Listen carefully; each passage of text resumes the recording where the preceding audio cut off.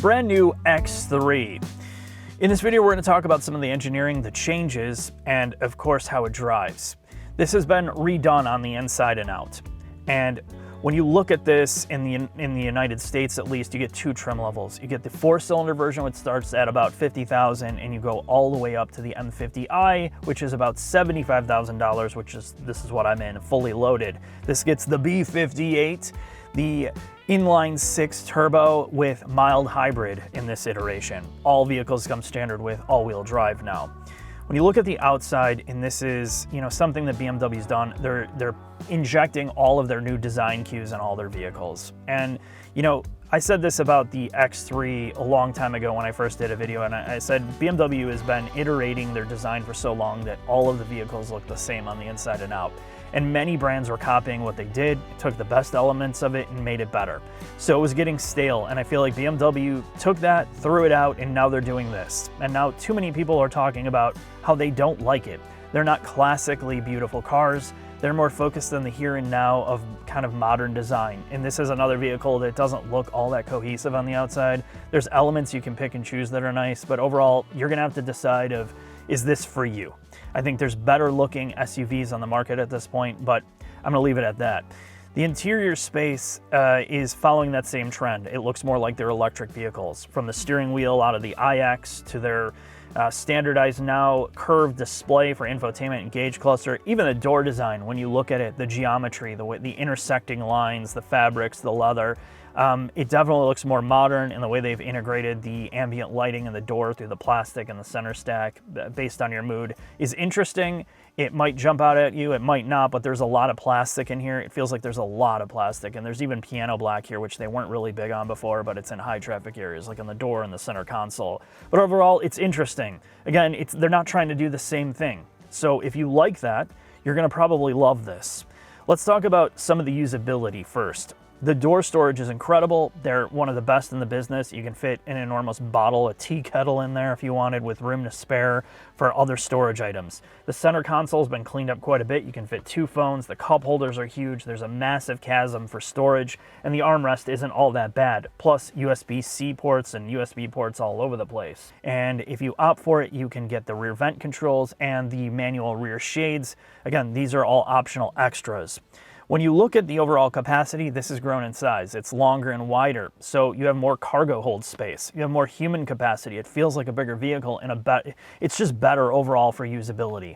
And it still doesn't feel enormous. When you put the seats down in the back, you can fit a ton of stuff in there. The back seats are spacious, and even with the seats up, there's plenty of room. Under the floor in the back, or the cargo area, there is a small spare tire for people that really like that. But overall, when you go up the trim level like this one and you get the contrasting leather, it does have a pretty good wow factor. The seats for the M50i are way better than the previous generation. They're far more bolstered. They feel more supportive and comfortable at the same time, which is great. The only negative part is if you're trying to put the rear seats down now because the cargo hold's so big, you're gonna have to open the rear doors to put the seats down because there's no release in the back. And if you're a shorter person, that might become an issue. Let's talk about the frontal cabin space. Again, if you've seen any of BMW's modern design, you're probably going to like this. They've done some cleanup here, like your light switch is now on the stalk instead of having it by your knee. The vents are very small. They're not intrusive. You can still adjust all that, but everything is very, very minimalistic. Everything is basically relegated to the screen. While there is some haptics on the door, in the center console area, there's still physical controls on the steering wheel, thank God, but basically everything else you're gonna do is in the screen. And this is iDrive 9. It's the fastest thing they've ever done. It's one of the best pieces of software in the car industry other than Tesla, but you have to be prepared to make shortcuts for all your common tasks, because when you're trying to look for anything, good luck. I mean, seriously, you have to use the search function to find the basic stuff that you want. It is ridiculous. You're really gonna have to sit down and figure out how this works. The HVAC controls have been improved, usability is way better, seat heaters, seat cooler, the heated steering wheel function is really quick and easy. It's not laggy, which is great, especially if you're in the software layer. Mapping works good. And then if you choose to add some of the connected features, you're gonna really have to look at this and what features you're gonna wanna add in terms of apps. The one thing I will tell you, and this is very important, is to look at the privacy settings. They've added a camera at the top here, and if you go through some of their privacy settings, BMW will data mine some pretty wacky stuff, like monitoring passengers' facial expressions. I would go through there and disable as much as you can to allow, whatever features you need to use, and disable the rest. Just be aware of that. The audio system in here, you can do the optional Harman Kardon, which is not expensive, which is great. It tests pretty well, other than a suck out at the 300 Hertz region and some harmonic distortion in the same region. It sounds like a very flat audio system, though, to a fault. It lacks brightness, and the soundstage feels very compressed. It feels very monaural in here, even though the cabin is really solid. This is a brand new vehicle. There's no squeaks or rattles, but I think they did a good job with the cabin solidness, and the audio graphs prove it's a good audio system and a good space for an audio system. I just wish, when you go up to the $75,000 price range, I wish they had like the Bowers or something a little bit better than this. But overall, the interior is pretty impressive, but we're gonna take this in the shop and talk about some of the engineering. The brand new X3 has a whole host of changes, so let's get started with aerodynamics. That outside shape may not be the most attractive, but it works. This is one of the most slipperiest vehicles in the segment at 0.27 coefficient of drag. This is achieved by the frontal area having active shutters. It has air curtains on the side, these spats and air guides, although minimal, on the front, and this is one of the smoothest underbodies of any BMW internal combustion engine. The panels have been redesigned, namely in the rear, where they help to flow air over the rear suspension. Things like having a flat muffler in the back aids in reducing drag as well. This gets the latest generation, depending on your wheel and tire package. It gets the latest of low rolling resistance tires to improve efficiency and increase fuel economy in certain trims. Even the M50i with the B58 or updated B58 gets an improvement of like 2 miles per gallon in the real world, which I definitely noticed right away. So when we talk about the other parts of the body structure, stability, it's got the same wheelbase but wider track. It's more stable. They made some improvements to the kinematics of the suspension.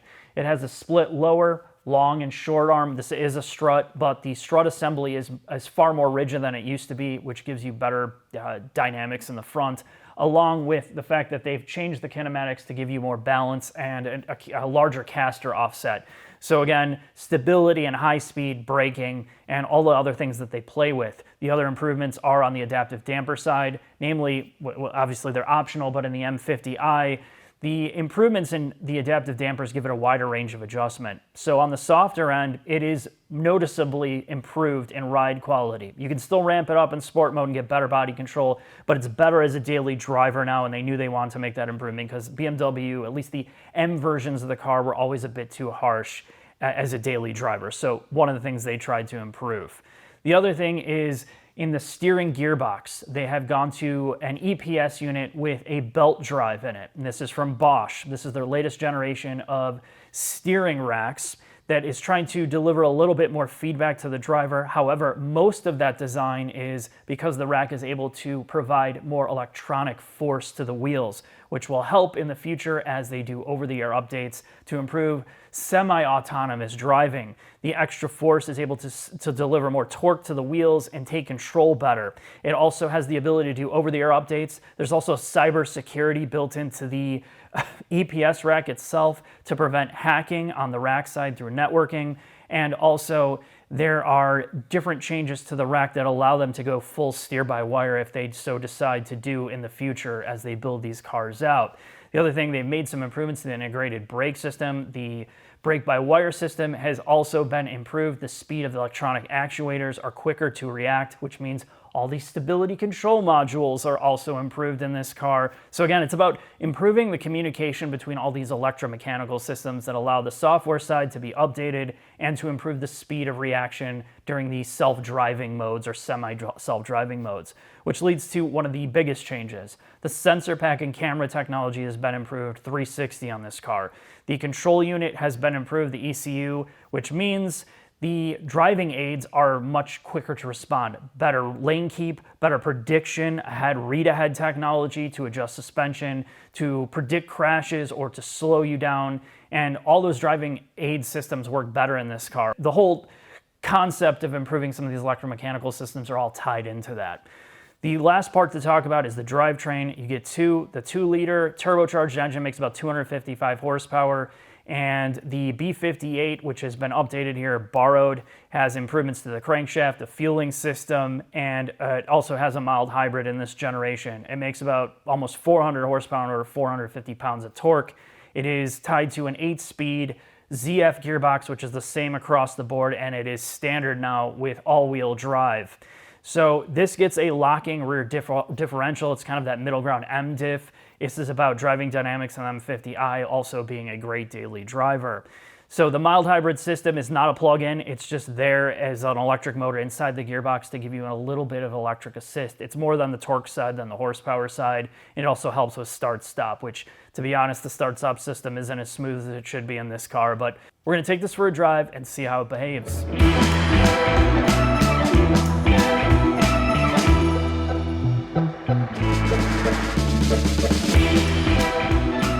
All right, let's see how the new X3 gets off the line.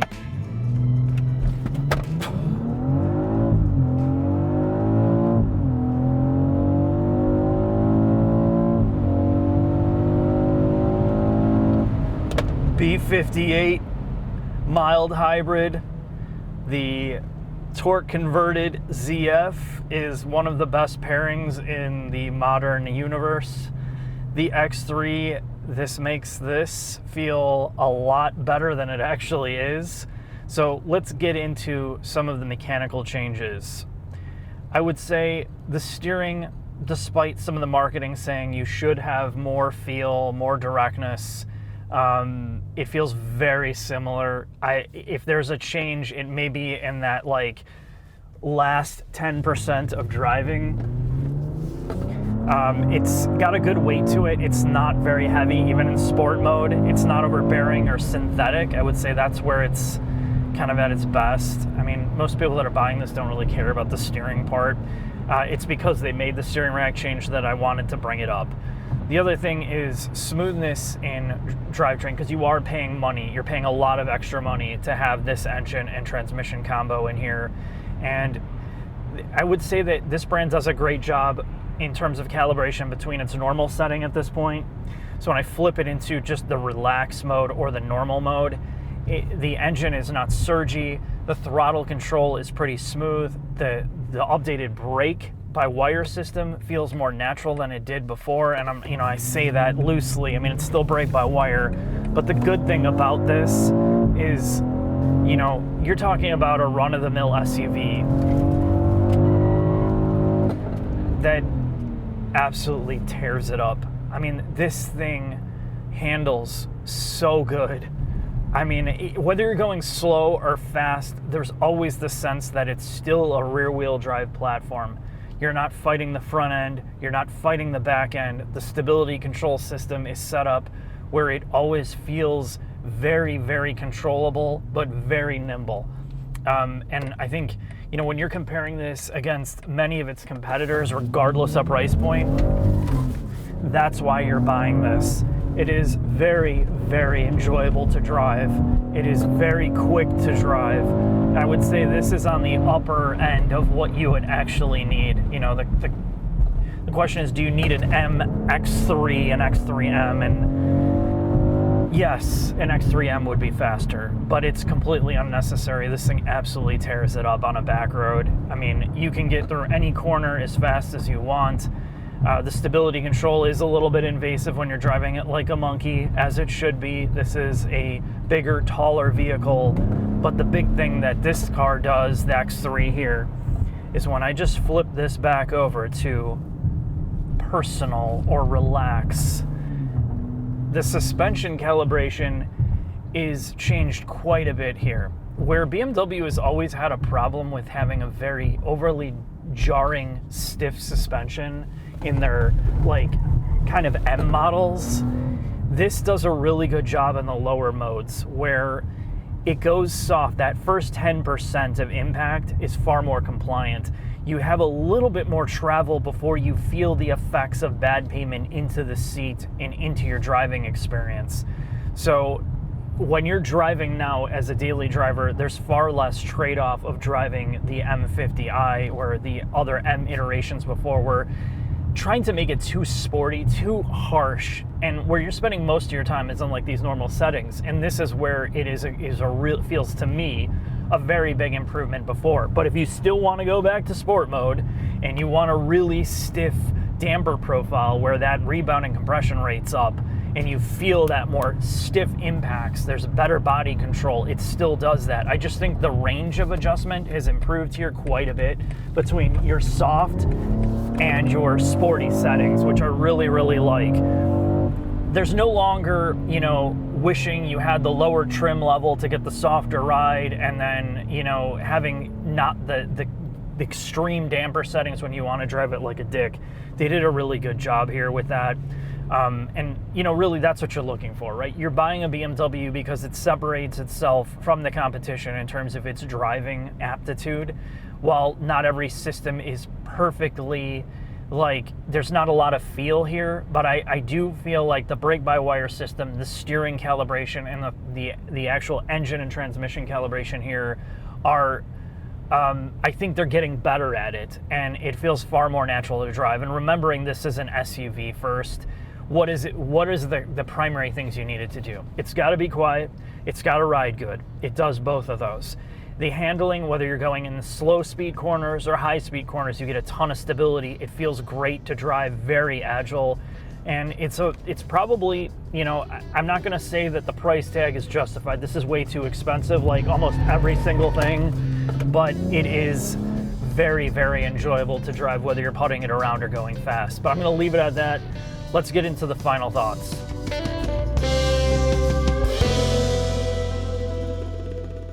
Final thoughts on the new X3, but first, thank you to James Orton and Devon at Anderson, BMW in Crystal Lake. James Orton has been helping us for a long time. He's been at this dealership for quite a while, and he's a really honest guy. He's super easy to work with.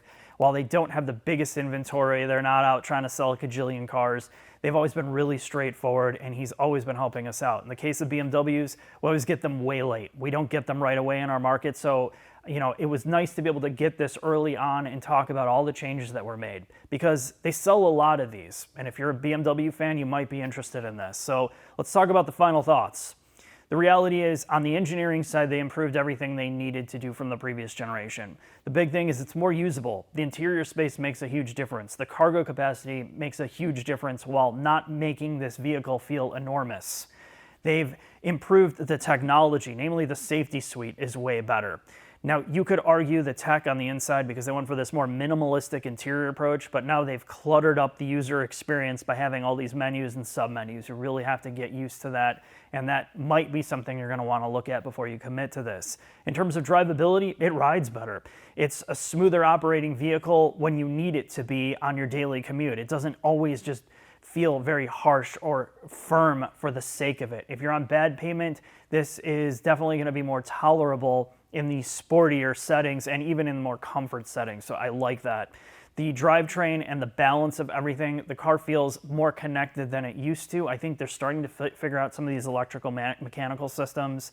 Like, big complaints about BMW is they throw all this stuff at it, but it feels very much like a simulator. You don't have a great feel of what's going on with the car, and I think they've smoothed some of that out. It's better to drive this generation feeling more natural, while we know all these systems are there to help improve on the safety side, giving them more electronic control of them. It does drive more like a vehicle versus kind of that sim.